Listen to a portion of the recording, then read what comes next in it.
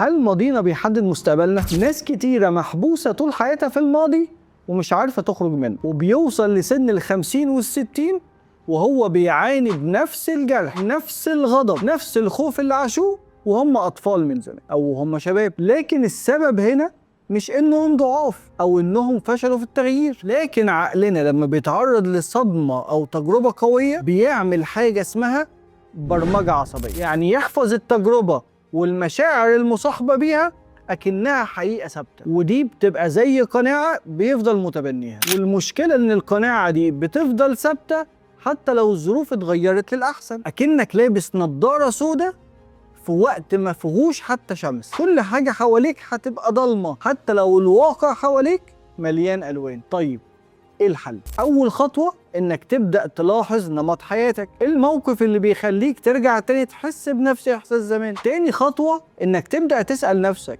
هل رد فعلك الحالي فعلا مناسب للموقف ولا هو مجرد تكرار لماضي قديم وخلص؟ تالت خطوة تبدأ تدرب نفسك على رد فعل جديد وتكرره لحد ما تتعود عليه وتتكون قناعة جديدة. مخك عنده القدرة على إعادة ضبط التوصيل العصبي في أي عمر، بس ده بيحتاج منك وعي زائد قرار. أنا عارف إن الماضي بيأثر، لكن مش هو اللي بيوقفك. اللي بيوقفك هو إيمانك إنك عاجز ومش هتقدر تتخلص منه. ولو مش قادر تعمل ده لوحدك هتشرفنا هنا في يوتوبيا، وإحنا هنجتهد نساعدك إنك تكون قناعات عقلانية جديدة توصل بيها الحياة أكثر سلاما وأكثر راحة وصحة نفسية.